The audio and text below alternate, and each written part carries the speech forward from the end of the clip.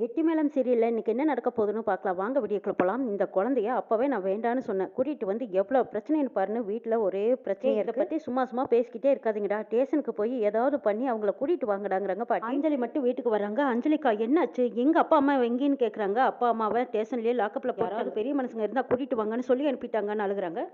துளசி எல்லாம் உன்னால தான் இந்த பிரச்சனைங்கிறாங்க கேசவன்.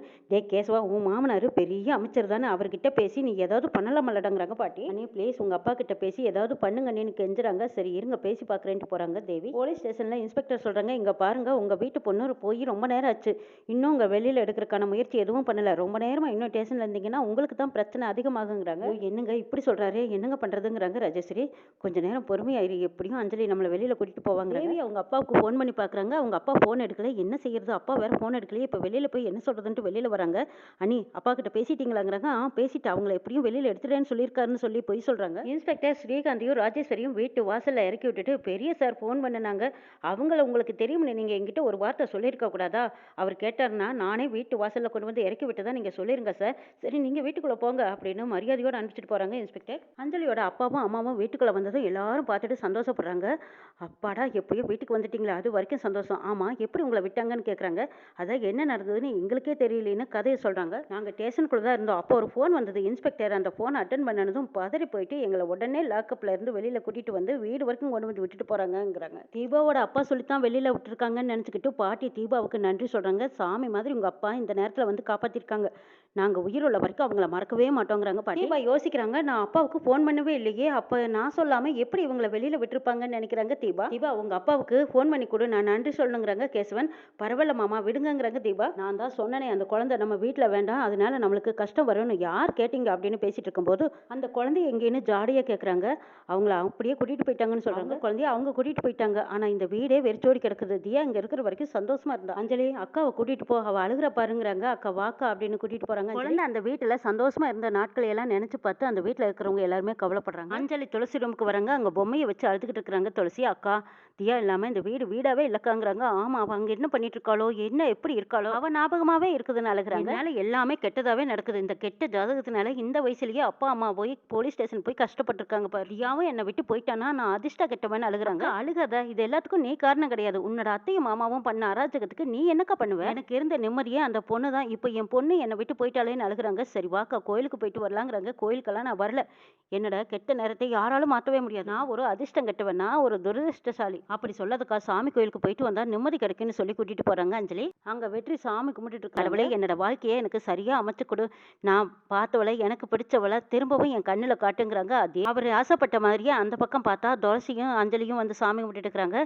கடவுளே நான் ஒரு குண்டு பல்பு தான் கேட்டேன், எல்இடி பல்பையே இறக்கிட்டியே, சந்தோஷமா இருக்கு. வெற்றி அவங்க பின்னாடியே போறாங்க. அவங்க ரெண்டு பேரும் எந்த திசையில போனாங்க எந்த பக்கம் போனாங்கன்னு தெரியாத வெற்றி பின்னாடியே ஓடி வராங்க. அந்த வீதியில் நின்று அந்த பக்கம் இந்த பக்கம் சுத்தி பார்த்துட்டு இருக்காங்க வெற்றி. இவங்கள ராஜேஸ்வரி பார்த்துட்டு வெற்றி இந்த பக்கம் வந்திருக்கேன்னு கேட்குறாங்க. அக்கா இது உங்க வீடாங்கிறாங்க. ஆமாப்பா இது எங்க வீடு தான். ஆமா எந்த திருடனை பிடிக்கிறதுக்கு காலங்கார்த்தாலேயே இப்படி வந்து சுத்தி பார்த்துட்டு இருக்கேன்னு கேட்குறாங்க. திருடனை பிடிக்கத்தான் வந்த, என் மனசை திருடிட்டு போனவ திருடி. சரி சரி இவ்வளவு தூரம் வந்திருக்கேன், வா காப்பி குடிச்சிட்டு போலாங்கிறாங்க. அக்கா இன்னொரு நாள் வரனே வேண்டாம் அப்படிங்கிறாங்க.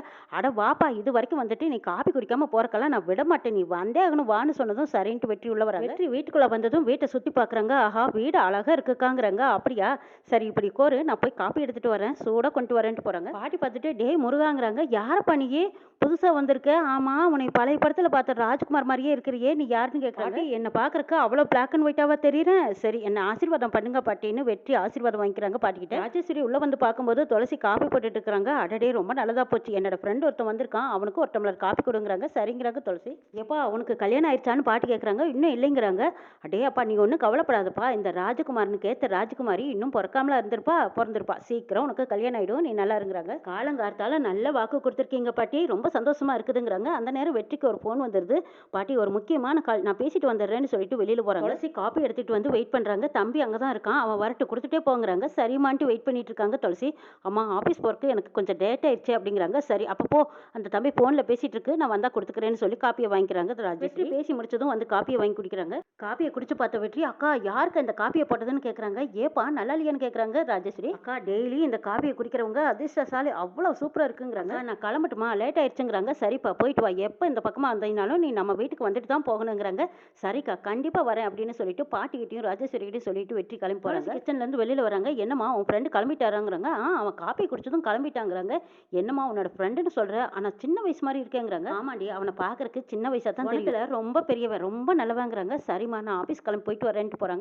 ஜெகன் அவங்க வீட்டுல வேலைக்கு வந்தவங்க எல்லாத்தையும் வேலையை விட்டு நீக்குறாங்க. ஜெகன் எதுக்காக இப்ப வேலையை விட்டு நீக்குறீங்கன்னு சொல்றாங்க. பேசாம இருக்கணும், நான் செஞ்சா அதுல ஒரு அர்த்தம் இருக்குங்கிறாங்க. அங்கேயும் ஒரு பாட்டி வராங்க. அடடா இந்த ஜெகன் மகனுக்கு இந்த வீடு விட்டா வேற வீடு இருக்காதா என்ன, வேற வேலை தான் இருக்காதா அப்படின்னு சொன்னா போக வேண்டியதானுங்கிறாங்க. அம்மா எதுக்குமா இப்படி சத்தம் போட்டுட்டு இருக்கிற, நான் தான் பேசிட்டு இருக்கிறேன்ங்கிறாங்க. ஜெகன் அவங்க எல்லாத்துக்கும் 2 மாச சம்பளத்தை எச்சா கொடுத்து நீங்க அடுத்த வேலை கிடைக்கிற வரைக்கும் சமாளிச்சுக்கலாம், இந்தாங்க எடுத்துட்டு போங்கன்னு சொல்லி அனுப்பிடுறாங்க. ஜெகன் வீட்டுல வேலை செய்யறவங்களை எல்லாம் அனுப்பிட்டா வேற யார் இந்த வேலைகள் எல்லாம் செய்யறதுன்னு மோனிகா கேக்குறாங்க. என்ன மோனிகா இதுக்கெல்லாம் நீ கவலைப்பட்டு இருக்க, நம்ம வீட்டுக்கு தான் புதுசா ஒரு ஆள் வந்திருக்குதுல்ல, அந்த ஆள் தான் செய்ய போறாங்கிறாங்க. யாரு, தியாவான்னு கேக்குறாங்க மோனிகா. ஆமாங்கிறாங்க. மோனிகா இவளை இப்பவே நம்ம கண்ட்ரோல்ல வச்சுக்கிட்டா தான் இவளுக்கு விவரம் தெரியும் போது எல்லா வேலைகளும் இவளே செஞ்சுக்குவா, தியா எல்லாம் பாத்துக்குவா, நீ ஒன்னும் கவலைப்படாதுங்கிறாங்க. இங்க பாரு மோனிகா, நீ இந்த வீட்டுல வசதியா வாழ்ந்து பொண்ணு, ராணி மாதிரி வாழணும், ராணியாவே நீங்க எப்பவும் இருக்கணும். அவ லூஸ்ல விட்டுட்டோன்னு வச்சுக்கோ, அந்த துளசி வந்து மறுபடியும் பண்ணாட்டு பண்ண ஆரம்பிச்சிருவா. இதெல்லாம் சரிதான், ஆனா என்ன இருந்தாலும் தியா எனக்கு மருமக, அவளை கஷ்டப்பட வைக்க எனக்கு இஷ்டம் இல்லைங்கிறாங்க. அதெல்லாம் விடு மோனிகா, பாத்துக்கலாம், ஒரு நாள் இல்லாட்டி ஒரு நாள் நீ செஞ்சதுதான் சரின்னு நீயே பாராட்டுவே பாருங்கிறாங்க. ராஜேஸ்வரி வீட்டுல குட்டி பையனை ஸ்கூலுக்கு அனுப்புறாங்க. இந்த பக்கமா கேசவன் கணக்கு போடுறாங்க. இந்த பெட்டியில 8 லட்சம் இருக்கு, இது 80 லட்சமா மாறி ஏன் நிறைஞ்சு போயிடணும் கடவுளேன்னு வேண்டிக்கிறாங்க. கேசவனோட அம்மா தியா ரூமுக்கு போறாங்க. தியா நல்லா தூங்கிட்டு இருக்கா. அதை பார்த்துட்டு தண்ணியை தொலைச்சு, என்னடி மகாராணி இன்னும் தூங்குறியா, இந்த வீட்டுல இருக்கிற வேலைகள் எல்லாம் யாரடி செய்வா, போடி போ போ போ எழுந்திரிச்சு போ, சீக்கிரமா போய் வேலைகளை முடிச்சுட்டு வான்னு அனுப்புறாங்க. ஆனா பாட்டின்னு பயந்துட்டு போறா தியா.